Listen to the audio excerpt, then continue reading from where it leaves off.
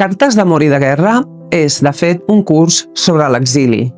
Per entendre què se sent quan la guerra t'obliga a marxar de casa teva, ens aproparem a l'obra de 3 escriptors. Aquesta aproximació a la història la farem de la mà de la novel·la de Stephen Zweig i de les cartes de Virginia Woolf i Mercè Rodoreda, que ens serviran també per animar-nos a escriure les nostres pròpies cartes. Amb Stephen Zweig veurem com un escriptor que era best-seller es veu obligat de la nit al dia a marxar de casa seva i començar un periple que es tradueix en un exili impossible. La guerra va obligar Virginia Woolf a marxar de Londres i va tenir un impacte important sobre la seva obra i sobre la seva pròpia condició com a escriptora i també com a persona malalta. Amb la correspondència que Mercè Rodoreda va mantenir amb Anna a Morià, ens aproparem a l'exili dels intel·lectuals catalans que van fugir cap a França quan va iniciar-se la Guerra Civil.